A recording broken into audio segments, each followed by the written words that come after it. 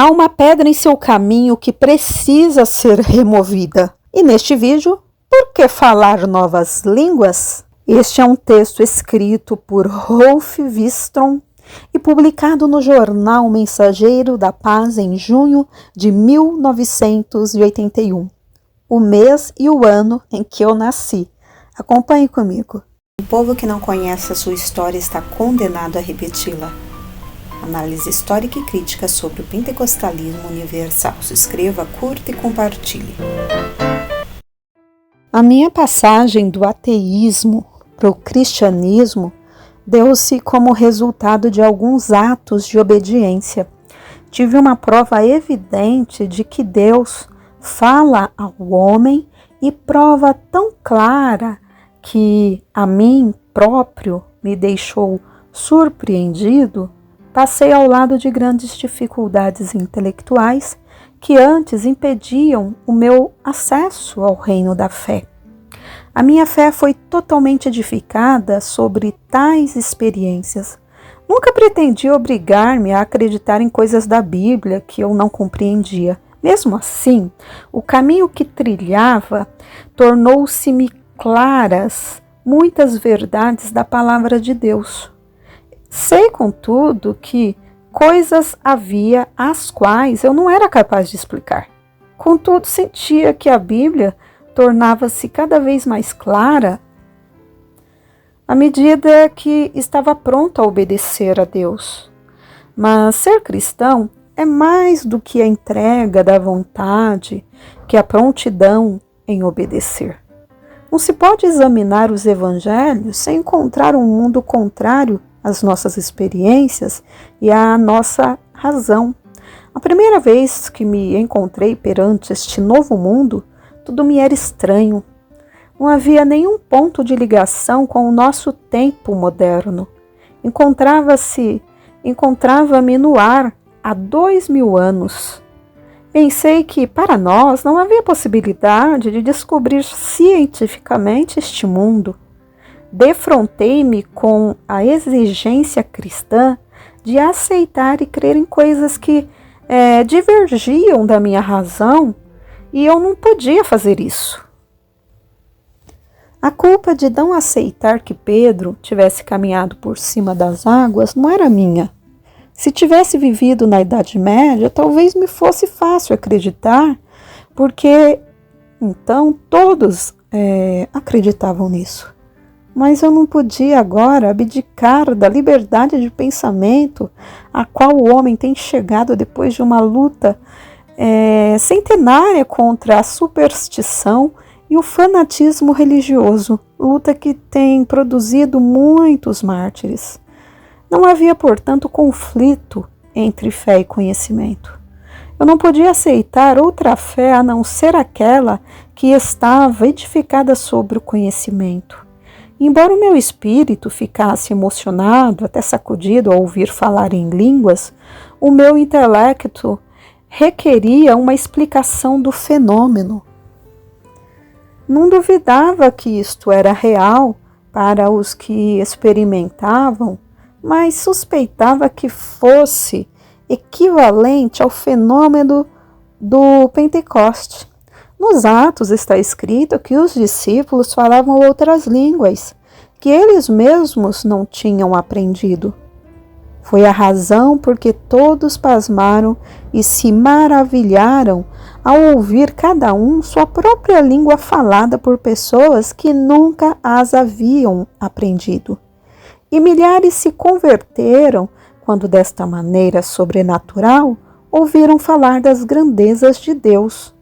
Isso contribuiu para acender um fogo celestial que ateou a mensagem de Cristo a todos os cantos do Império Romano. É verdade, poderes sobrenaturais operaram no dia de Pentecoste, quando a igreja nasceu. Meditei. Se nos dias apostólicos as línguas foram compreensíveis, assim também deve acontecer hoje. Se naqueles dias produziram avivamento, o mesmo fenômeno deve produzir hoje isto é, espalhar o Evangelho com poder sobrenatural. Falar em línguas tem acontecido entre povos selvagens, entre tribos incultas em ligação com o êxtasis, mas não foram tais fenômenos que aconteceram no dia de Pentecoste. De outra maneira, milhares de pessoas não teriam sido comovidas por Cristo e iniciado uma nova vida. Estava imensamente interessado, sim, cientificamente, ouvia quando alguém falava em línguas. Às vezes compreendia que eram línguas reais que elas falavam, ainda que totalmente desconhecidas para mim. Nesse dia, pedi a Deus que me permitisse escutar uma língua que eu conhecesse. No dia seguinte, minha mulher foi batizada com o Espírito Santo.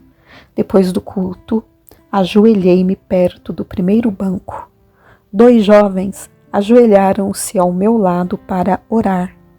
Ouvi como um falava alemão e olhei para ele para ver se era alemão, mas era um jovem membro da igreja.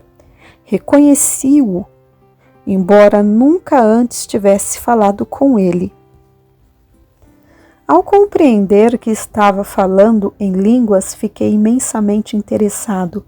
Falava distintamente o mais perfeito alemão. Não vi nele, aleluia, o mínimo de êxtase. Falava e louvava a Deus tão naturalmente como se o fizesse na própria língua, o norueguês. Depois, voltando-se para mim, disse: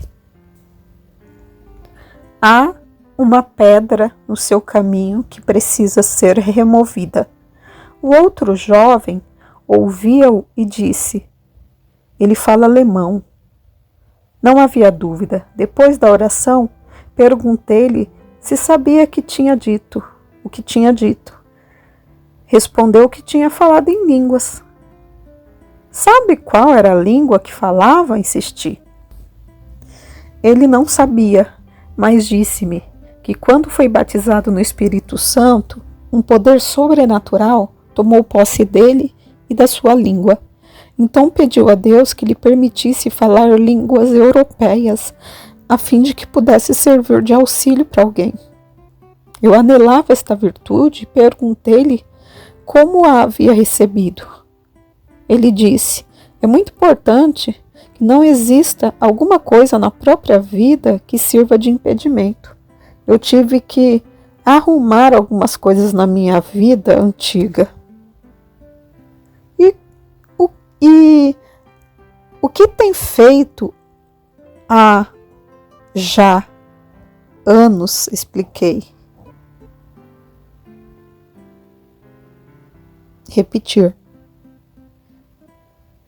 É o que tenho feito tem anos, repliquei. A sorrir e apontando para o peito, disse: tudo é de graça, está cá dentro. Esse jovem era mecânico e possuía apenas o exame do 1º grau. Nunca tinha estudado línguas. Ao regressar para minha casa naquela noite, senti como se uma pedra tivesse caído do céu e apagado toda a rota dos meus pensamentos. Não era fácil aplicar esta nova experiência dentro do meu mundo e raciocínio. Havia dificuldade em acreditar o que eu próprio tinha ouvido. Eu era filho do nosso tempo, e hoje, no pensamento de um cientista moderno, em geral, não há lugar para milagres. Nas escolas e universidades, somos ensinados a fazer o uso do raciocínio e da lógica, a encontrar a causa e efeito, a utilizar o nosso entendimento para determinar em que devemos crer ou não. Eu nunca tinha procurado unir esta filosofia com o que encontramos na Bíblia. Não podia negar nem afirmar os milagres descritos, mas agora era forçado a aceitar um milagre. Não se tratava de acreditar num mundo de fantasia, com duendes e papões que apenas existem na imaginação dos homens. Já tinha compreendido como o mundo bíblico é uma realidade e senti como se as fronteiras do meu entendimento se alargassem. Eu compreendi que a liberdade de pensamento que o homem moderno tanto aprecia é apenas uma liberdade relativa, uma liberdade limitada. Está cá dentro, disse-me o jovem que falara alemão sem ter aprendido nem jamais estudado essa língua. Nós temos o costume de dizer a mesma coisa apontando para a cabeça. É isto que faz a diferença. Nós só contamos com o que cabe dentro do cérebro, que por muito bom que seja, é limitado, mas apesar de ter o seu lugar predominante na nossa civilização, não podia livrar o mundo de guerras e desastres. Há outros poderes nos homens que são mais fortes e que dirigem o curso do mundo. Existem poderes malignos que querem destruir o homem, apesar do seu tremendo conhecimento e da sua desenvolvida inteligência.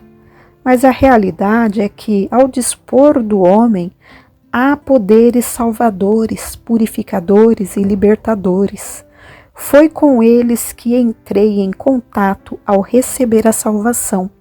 Transformaram a minha velha natureza, elevando os meus pensamentos do materialismo para o plano espiritual. Nos primeiros dias desta minha experiência, assentava-me sempre um pouco distante do jovem norueguês e o observava. Seus olhos brilhavam de gozo. Porque nada podemos contra a verdade, senão pela verdade. 2 Coríntios 13:8. Se inscreva, curta e compartilhe. Análise histórica e crítica sobre o pentecostalismo universal.